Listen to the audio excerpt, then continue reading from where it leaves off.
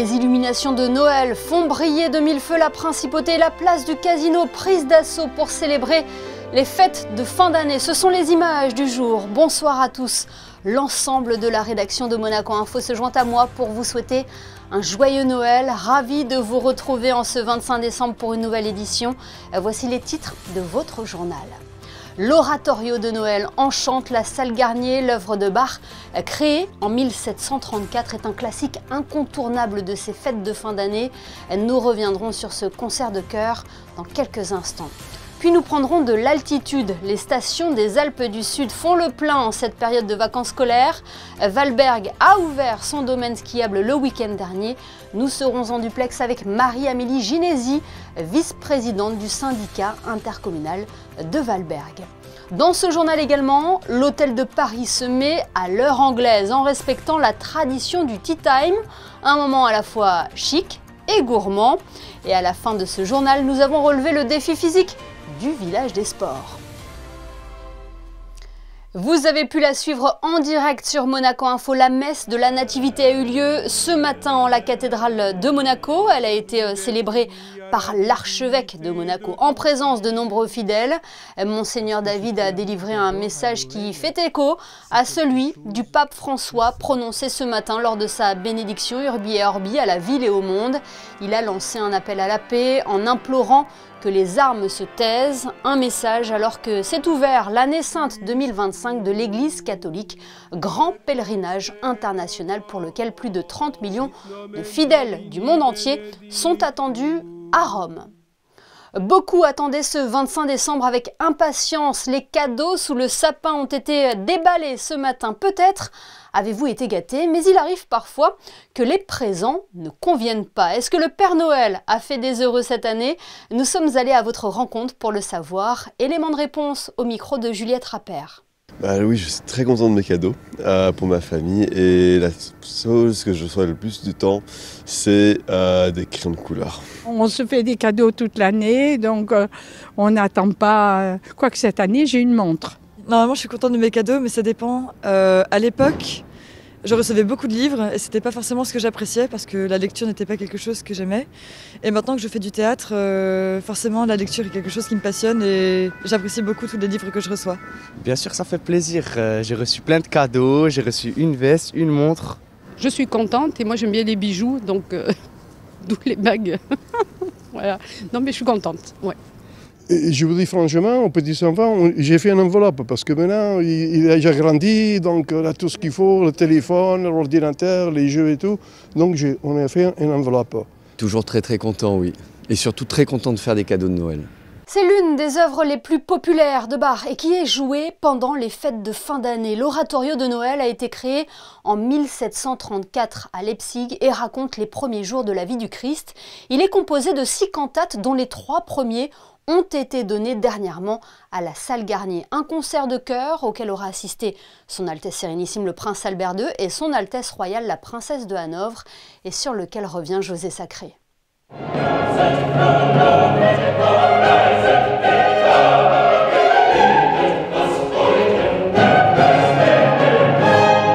L'un des chefs-d'œuvre de la musique, l'oratorio de Noël de Jean-Sébastien Bach, a été interprété ce samedi 21 décembre à la salle Garnier par le chœur de l'Opéra, remarquable dans un répertoire qui habituellement n'est pas le sien, avec l'excellent orchestre des musiciens du Prince Monaco sous la direction de Gianluca Capuano et un quatuor de solistes spécialistes de cette musique, le ténor Daniel Bell dans le rôle de l'évangéliste, la soprano Regula Mühlmann et la basse Kartal Karađedić et Anna Stefani alto.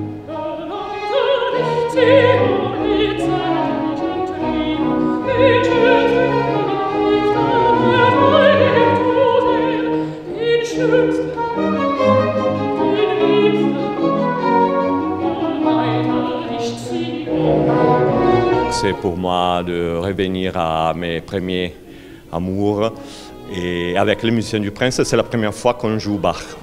Et ça, c'est un événement pour nous. C'est très beau, une très belle occasion et j'espère qu'on pourra faire encore Bach dans le futur.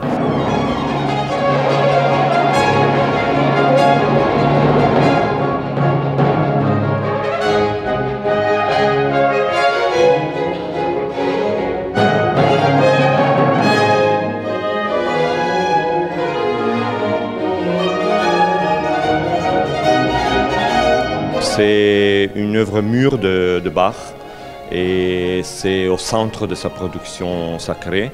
Et à l'époque, c'était vraiment un événement pour les gens qui ont écouté la première fois l'oratorio.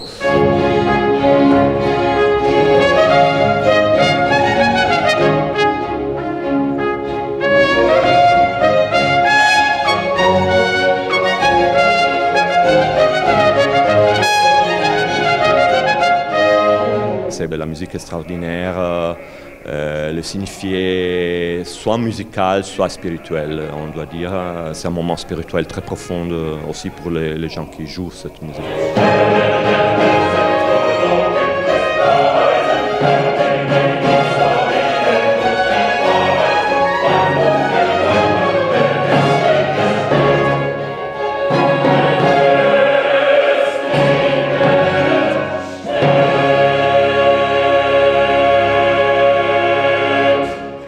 Le succès de ce concert a été tel que l'ensemble des artistes a offert au public enthousiaste un bis de 8 minutes.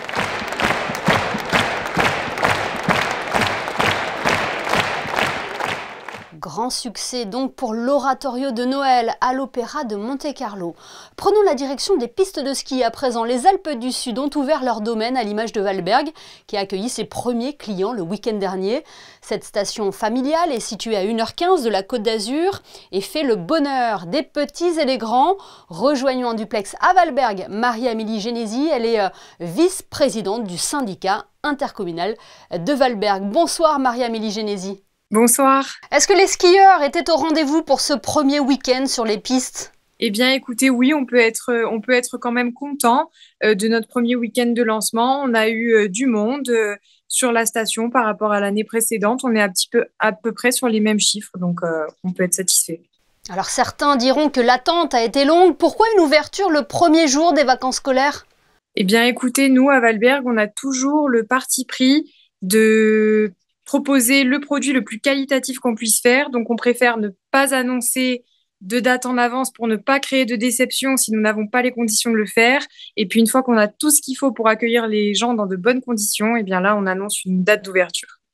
Et pour cette ouverture du domaine, vous avez vu les choses en grand, forfait gratuit, animation, lancement des illuminations de Noël ? Oui, c'était important pour nous de marquer le coup. Voilà, un début de saison hivernale, c'est quelque chose qui met de bonne humeur. Donc, c'était important de mettre aussi de bonne humeur nos clients qui viennent pour la journée. Donc, on a pu leur proposer la gratuité. Comme ça, c'est plutôt pour les récompenser de leur fidélité parce qu'à Valberg, on a quand même une clientèle d'habitués très fidèles. Et donc, effectivement, c'est le petit cadeau pour les fêtes de fin d'année aussi. Voilà. Et puis, pour permettre à certains skieurs aussi et à certains initiés de profiter des pistes quand on n'a pas trop l'habitude, ça peut inciter certains à venir essayer. Surtout avec l'ESF qui a proposé aussi des cours gratuits de 15h à 17h. Donc, c'était tout pour se mettre au ski. Vous parlez de votre clientèle. Qui sont ces skieurs qui empruntent les pistes de ski de Valberg, principalement des personnes de la région ? Eh bien, écoutez, on a une clientèle assez forte, effectivement, du département du 06 sur le littoral azuréen, niçois, cannois, monégasque également. Voilà, on va dire que 70 à 80% de notre clientèle vient de ce bassin-là. Mais on a aussi une clientèle varoise, une clientèle aussi du 04 qui nous vient. Et puis, on a même de l'international avec de la Belgique, de la Suisse qui se rend un peu chez nous, des Italiens. Voilà, c'est assez varié. Et concernant la fréquentation, la tendance est au beau fixe ? Eh bien là, pour les vacances, ces vacances donc de Noël, on est à 85 à 90% parce que ça a dû varier depuis que j'ai eu les chiffres sur la première semaine. Donc, c'est très correct parce que pour une semaine de Noël, les gens préfèrent rester généralement en famille, puis ils viennent chez nous dès que Noël est passé. Et pour la semaine donc, du Nouvel An, les tendances, c'est 100% de taux de remplissage voilà, sur les réservations. Oui, on le précise, les festivités ne font que commencer. Tout à fait. Chaque saison, à Valberg, on essaye de se renouveler sur un programme d'animation assez riche et puis pour essayer de contenter tout le monde. Donc là, cette semaine, on va avoir le 24 décembre avec l'arrivée du Père Noël, un concert de gospel. On va continuer les festivités jusqu'au 31 décembre. On fera un réveillon sur le thème des années folles cette année avec le lendemain matin un snow trail pour bien commencer l'année. Donc, on invite les sportifs et les trailers à venir sur nos pistes de trail hivernale. Et puis voilà, la saison est toujours un peu rythmée de cette façon-là, avec beaucoup d'animations tout au long de la saison, avec pour les plus petits aussi des ateliers motricité. Le vendredi soir, on a les soirées étoilées qui sont organisées en partenariat donc avec l'ESF. On a le syndicat des commerçants qui est très actif aussi sur la station et qui va nous proposer une Saint-Valentin épatante comme chaque année avec une course des familles, une Dragon's Cup, de quoi divertir tout le monde. On l'entend dans vos propos, il est important de diversifier son offre pour contenter tout le monde. Tout à fait, on a une clientèle familiale, mais on essaye de pouvoir satisfaire le plus grand nombre. Donc des couples, des jeunes couples, aux familles avec des enfants, aux seniors. Voilà, on essaye vraiment à Valberg d'être attractif sur tous les plans pour que tout le monde puisse trouver sa place dans notre belle station. Station où vous vous trouvez actuellement sous un plein soleil. Merci Marie-Amélie Genesi d'avoir été notre invitée ce soir et belle saison à vous. Merci à vous pour votre invitation. L'Hôtel de Paris se met à l'heure anglaise pendant ses fêtes de fin d'année. Il propose un moment chic et gourmand dans son lobby autour d'une tasse de thé ou d'un chocolat chaud et quelques mignardises. Un afternoon tea qu'a pu découvrir Émilie Flamin avec Camille Caloni. Mignardises sucrées et salées, et si vous preniez le thé comme en Angleterre, mais avec un chocolat chaud, et pas n'importe lequel, puisqu'il s'agit de celui d'Alain Ducasse. Avec un bagels avec un gravlax de saumon, une crème cheese. On a fait un croque-truffe avec un comté de 24 mois et truffes noires fraîches. On a fait un petit pain viennois au homard et une brioche crème acidulée caviar. Voilà. Ça c'est pour la partie salée. Et pour la partie sucrée, on a mis 5 pâtisseries différentes. Il y a un mini Saint-Honoré, il y a un Mont Blanc revisité, une tarte aux agrumes, une tarte au chocolat et un petit Paris-Brest. Sans oublier le classique des afternoon tea, les scones, une véritable expérience gustative qui revient pour la 2e année à l'Hôtel de Paris. L'année dernière, ça a très bien marché et cette année, on a voulu aussi qu'il y ait de l'animation dans le lobby, autour du sapin. Un bon moment savoureux, réconfortant avec ce chocolat chaud et puis la gourmandise avec les pièces salées et sucrées qu'on a préparées pour eux. La formule sera proposée jusqu'au 5 janvier et il faudra compter 85 € par personne. Son nom ne vous dit peut-être pas grand-chose, mais ses comptes sur les réseaux sociaux sont suivis par près d'1 million de personnes en tout. Romain Picard est créateur de contenu. Depuis plusieurs mois, il livre sa vision de la principauté via de courtes vidéos publiées sur Vivre Monaco et elles font le buzz. Il était dernièrement notre invité du JT et nous avons souhaité vous faire découvrir ou redécouvrir son entretien. Bonsoir Romain Picard. Bonsoir. La vie en rouge et blanc, voilà comment vous décrivez votre compte dans votre bio Instagram. C'est le but de vos comptes sur les réseaux sociaux, montrer la vie à Monaco? Oui, absolument, montrer la vie à Monaco, mais vraiment sous tous ses angles, que ce soit du quartier de Fontvieille au quartier de Monte-Carlo, en passant par le quartier de la Condamine. Et comment vous est venue l'idée de créer ce compte ? Alors c'est une idée qui me trottait déjà depuis un petit moment lorsque j'ai découvert pour la première fois Monaco. En 2017, j'ai voulu montrer un petit peu la vie à Monaco comme on avait rarement l'habitude de la voir sur les réseaux sociaux puisque très souvent on voyait les voitures de luxe, la place du casino et j'avais envie de montrer un autre aspect de Monaco, notamment la place d'Armes, le marché de la Condamine, des choses qu'on n'a pas forcément l'habitude de voir sur les réseaux sociaux finalement. Ouais, c'est Monaco au-delà des clichés. Hein. Exactement, c'est tout à fait ça. Mais quelle est votre histoire, Romain? Vous êtes de Monaco, vous avez grandi en principauté ou vous êtes juste un amoureux de Monaco? Alors je suis juste un amoureux de Monaco. À l'origine, moi je suis de Paris, je suis né, j'ai grandi, j'ai vécu, j'ai travaillé à Paris. Je suis arrivé dans la région l'année dernière, en avril 2023 précisément.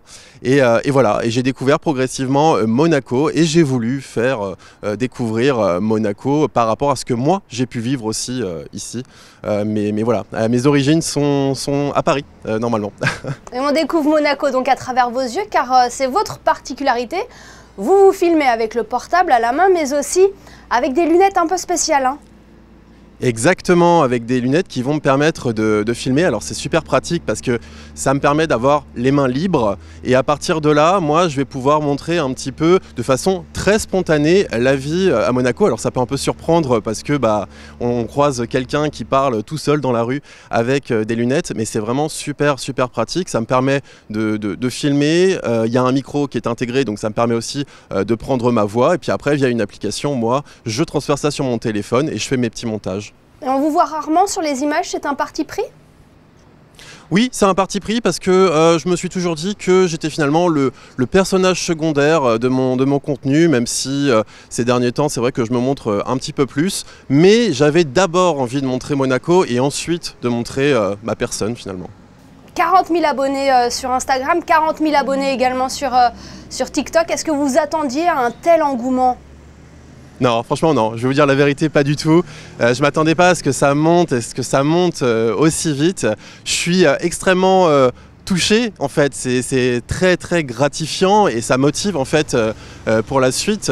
Surtout que j'ai des retours au-delà des réseaux sociaux, que ce soit dans la vraie vie, même dans les rues de Monaco, des gens qui vont me croiser, me reconnaître et me dire, voilà, me féliciter pour le contenu. Et très souvent, ça les aide aussi, notamment pour connaître des adresses qu'ils n'ont pas forcément l'habitude de connaître ou de voir. Donc c'est extrêmement gratifiant. Et non, franchement, je ne m'attendais pas à un tel engouement et aussi rapidement. Et du coup, Romain, quel est votre quartier préféré à Monaco ? C'est le quartier de la Condamine, hein, mais vraiment sans aucun doute, avec sa place d'armes et le marché où je vais manger régulièrement. C'est vraiment pour moi the place to be et c'est le quartier qui m'a le plus marqué quand je suis arrivé à Monaco. Et s'il y avait un moment à conserver de l'année 2024 que vous avez vécu ici en Principauté, lequel serait-il ? Je pense que ce serait vraiment toutes les opportunités que j'ai eues et que Monaco finalement m'a donné. Je pense que la dernière en date finalement ça a été l'inauguration de Mare Terra. J'ai trouvé ça assez dingue en fait que je puisse être invité à ce genre d'événement qui vraiment à mon sens c'était quelque chose que je suivais déjà depuis un petit moment et qui me semble être vraiment un événement majeur en fait à Monaco. C'est voilà, c'est cette image de toutes ces choses que j'ai eu l'occasion de voir à Monaco et aussi toutes ces personnes que j'ai eu l'occasion de rencontrer. C'est vraiment un honneur incroyable pour moi, quoi. Eh bien, merci beaucoup Romain Picard d'avoir été notre invité ce soir. Et puis on le rappelle, on peut vous suivre donc sur les comptes TikTok et Instagram Vivre Monaco. Merci beaucoup. Grand merci à vous. Et peut-être que Romain Picard testera dans les prochains jours le village des sports qui a ouvert ses portes vendredi dernier en contrebas du village de Noël. Cet espace d'activité ludique et sportif séduit les apprentis ninjas venus se mesurer au parcours. On rejoint sur place Fabien Bonilla et Hugo Comasa. Le village des sports, deuxième édition, depuis qu'il n'y a plus de patinoire. La mairie a installé un village des sports, un parcours pour les jeunes. Alors je vais absolument rien tester du tout. C'est Louis, notre cobaye, le stagiaire de 4e, qui va s'y coller. Louis, est-ce que tu aimes ce genre d'activité là ? Oui, l'année dernière j'ai testé et j'espère que ce sera aussi bien. On va te demander après ce que tu auras ressenti. Je te laisse te préparer le temps que je rejoigne juste à côté Arnaud Justy, le chef du service des sports. Arnaud, quelles sont un peu les activités qui sont proposées là ?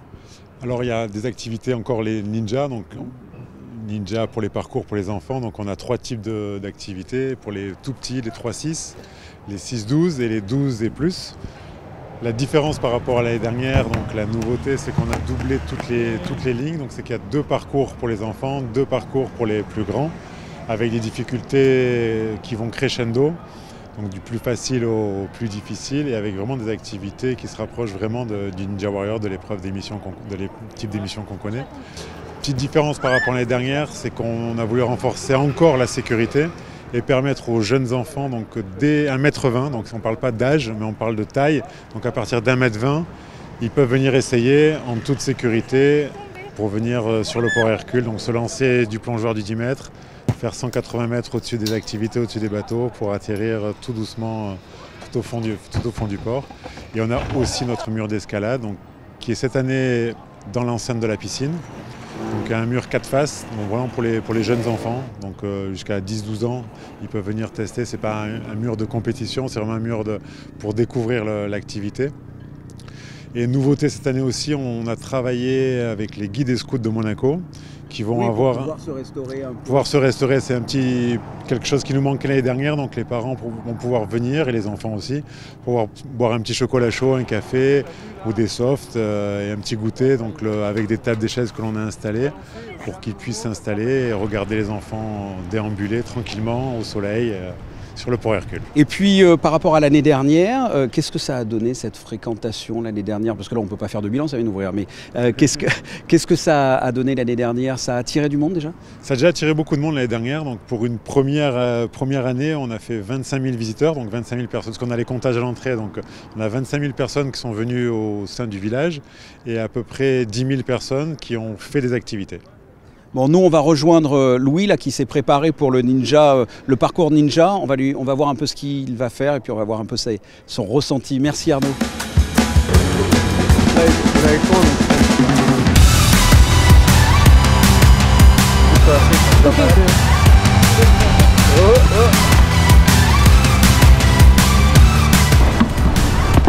Ah, punaise! Ah, Louis, là, il a fini son parcours. Qu'est-ce que tu as ressenti? C'est plus dur que ce qu'on pense à la télé.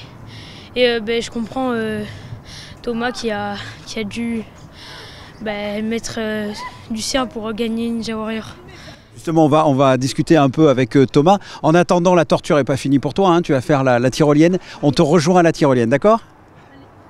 Alors Thomas, vainqueur de Ninja Warrior 2017, même en plus avec un record, je crois, sur la corde, il me semble. Un des premiers le premier en Europe à aller à la corde, donc oui, c'est sûr que c'est une vraie fierté. Quelle est la particularité technique de ces différents parcours-là? Mon but, c'était de proposer un concept qui développe la motricité dès le plus jeune âge. Donc du coup, j'ai prévu le parc, en fait, plus on avance dans le parc et plus on gagne de l'âge, en fait. Donc les premiers parcours sont pour les 3-6 ans, avec des mousses, donc très safe. Après, on a un acrobranche pour prendre de la hauteur et voir si on est toujours capable de faire des obstacles. Ensuite, on arrive sur le parcours des 6-12 ans, où là, on est vraiment proche d'un parcours Ninja Warrior, dans la forme, dans le concept, dans les obstacles. Et après, on a le parcours adulte qui est en face de moi, là-bas derrière, qui est vraiment à la hauteur de ce qu'on pourrait trouver sur Ninja Warrior. Bien sûr, un peu moins haut, perché, puisqu'on a des normes à respecter. Sans piscine. Exactement, sans piscine. Et du coup, voilà, une expérience qui est très proche de Ninja Warrior. Allez, on rejoint donc Louis juste là-bas avec la tyrolienne. Tu te sens comment là, Louis?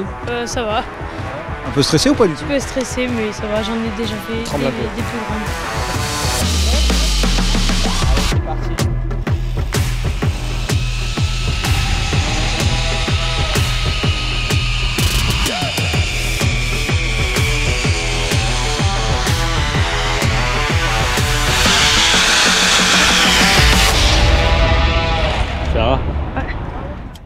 Et le voilà, le héros du jour. Bon Louis, qu'est-ce que tu as pensé là, de toutes ces activités et de la tyrolienne notamment? C'est assez ludique, on peut faire du sport et sans devoir déployer trop d'énergie. Et quand même pour le ninja. C'est amusant et la tyrolienne elle est assez longue et du coup c'est très plaisant. Ouais, c'est sympa pour une fin de stage. Ouais, c'est bien. On va parler, merci Louis en tout cas, on va parler tarifs. C'est 10 € les 20 minutes pour les différentes activités. Vous pouvez aussi acheter des carnets de 10 tickets pour 80 €. C'est un petit peu moins cher pour le parcours Petit Ninja pour les 3 à 6 ans. C'est à 64 € et puis sachez que ce village est ouvert jusqu'au 5 janvier pour venir ici s'amuser.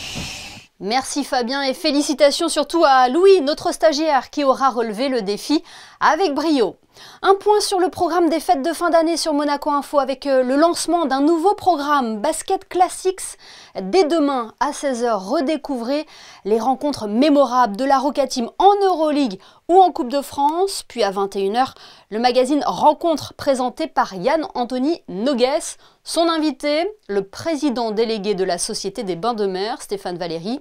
Ne manquez pas également vendredi le documentaire sur les 100 ans de l'AS Monaco Football Club. Puis samedi, un inédit de backstage au Monte Carlo Jazz Festival.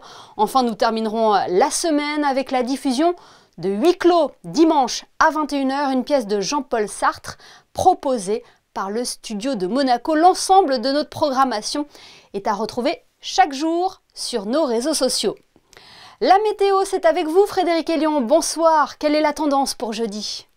Encore une très belle journée pour un mois de décembre, Émilie. Pas de nuages, du soleil du matin au soir et des températures agréables pour la saison, comprises entre 7 et 15 degrés. Jeudi 26 décembre, ce sera la Saint-Étienne. Une pensée donc pour tous les Étienne. Merci Frédéric et merci à vous pour votre fidélité, y compris en ce jour de Noël. Les photos de fin de JT ce soir sont consacrées à notre menu du réveillon, photo signée Stéphane Dana. Nous recevrons d'ailleurs demain une diététicienne. Elle viendra nous donner quelques conseils pour digérer cette entre-deux-fêtes. Passez une très belle soirée, un bon Noël et à demain 19h pour une nouvelle édition sur Monaco Info.